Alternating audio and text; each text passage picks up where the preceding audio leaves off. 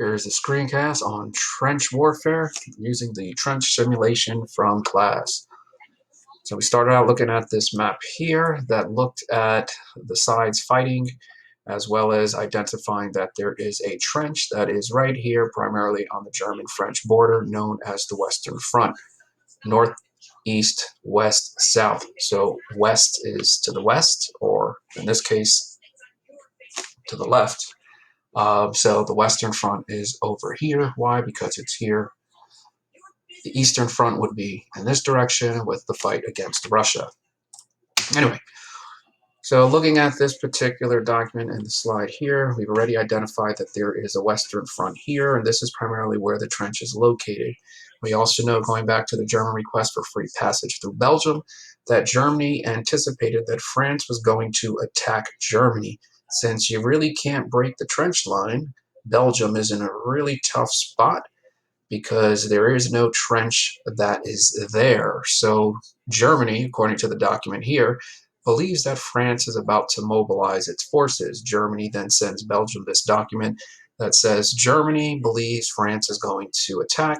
As a result, Germany wants the permission to send German troops into Belgium soil, on Belgian soil, and Belgium can either adopt a friendly attitude and everything will be fine. Otherwise, if they don't, if Belgium opposes the German troops, throw difficulties in their way, Germany will be compelled to consider Belgium as an enemy, which basically means Germany is going through Belgium whether Belgium likes it or not. When we are in class, we would have been simulating trench warfare. We've already talked about the book Johnny Got His Gun, which is about a soldier who dies is wounded, heavily wounded in World War I on the trench line, loses both of his arms, both of his legs, and all of his senses. Metallica would later make a song titled One, and here's just an excerpt of the lyrics talking about the man's experience in the conflict. Can't remember anything, you can't tell if this is a true or a dream, because in the book, the main character, a lot of it is happening in his head. Why? Because he really can't do anything other than sit in the hospital, and he's asking for people to just kill him because I guess the quality of life is very low. Anyway, we have the German trench, we have the French trench. If we were in class for this simulation, I would have split the class up into two, and we would have used the desk as the trench. We would have had students crouching underneath the desk or somehow using the desk for protection. And I would have designated students using this particular method. We would have had a gunner, mortar, medic, gunner, mortar. What's the difference between them? Well, if you are a gunner, we are assuming that you are somebody with a rifle, which allows you to throw in this direction. If you are a mortar, what is a mortar? A mortar is a bomb that can be thrown from this device.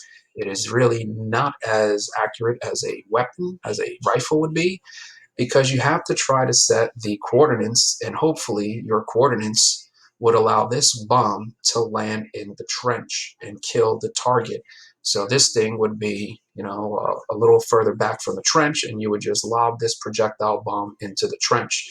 So these things are not accurate. To simulate that, if you are one of the mortar people, you are not allowed to stand facing the enemy trench. You would be here with your back sitting down, and you are just allowed to lob overhead that item without looking and hope that your projectile hits your target. If you are a medic, you are the only person who can go into no man's land. What is no man's land?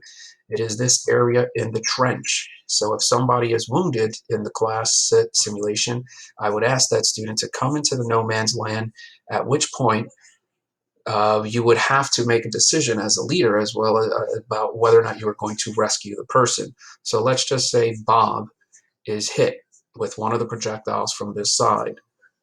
Bob is hit. I would ask Bob to stay in no man's land, and then I would ask the leader of this trench one question.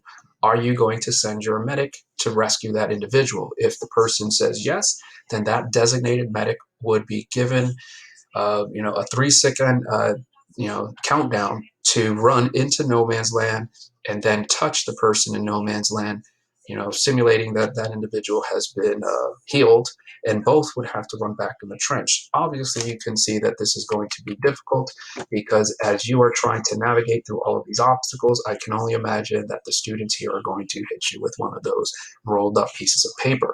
I've also added the gas mask. World War I is associated with chemical warfare, so I would ask students to have a sheet of paper with this drawing, and whenever you hear the phrase gas, gas, gas, you are asked to put this over your face. Last person becomes a casualty because they did not get the mask on time. So if you are designated as a leader, these are the options: gunner, mortar, gas, plane, a tank. These are your options that you have, and in each round you are given a certain amount of money, and each item costs, has a cost to it. So if we started out with $5, if I use gunner, mortar, gas, plane, tank, and each one cost $1, if I started out with five, 1, 2, 3, 4, 5, I would have $0 at the end.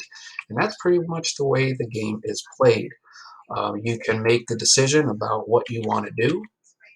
This allows the student playing the role of leader to kind of strategize, figure out what they want to do in order to win. If you pick gunner, you would pay $1, and everybody in your trench would stand up and try to hit the people in the opposing trench. If you hit mortar, only the mortar students are allowed to do what they have to do, which is lob that ball into the area. One thing about planes and tanks that you come to find out during World War I, they're really not that effective. You will see numerous images online with tanks stuck in trenches. These things were in their infancy, and they really were not perfected as the way they were during World War II. As far as planes are concerned, they're really used for reconnaissance, which means fly above and kind of see where the enemy is located. Either way, if you are using tanks or planes, you probably are going to lose a turn because the effectiveness of these pieces of machinery were really not going to help you win and break the trench. Really, this is going to come down to who is going to get out of the trench and storm the other trench successfully and kill the enemy, which is why we see so many wounded and why I bring up the question about rescuing people in no man's land. Anyway, so that's pretty much the way the game is played. It's played in rounds. The only difference here is that each side starts with a limited amount of money. However, by the fifth round, only France and the British side can determine if they want to take a loan from the Americans. So, by the time we get to round 5, both sides would have exhausted their money. However, only Britain and France are allowed to take a loan from the United States, which allows the U.S. Or the British and French to keep fighting, which is precisely where we are with regard to U.S. entry. Remember, Wilson declared neutrality. He said that he was going to remain impartial and neutral with regard to trade. As he says right here, we are not going to trade and show a preference of one party to the struggle before another.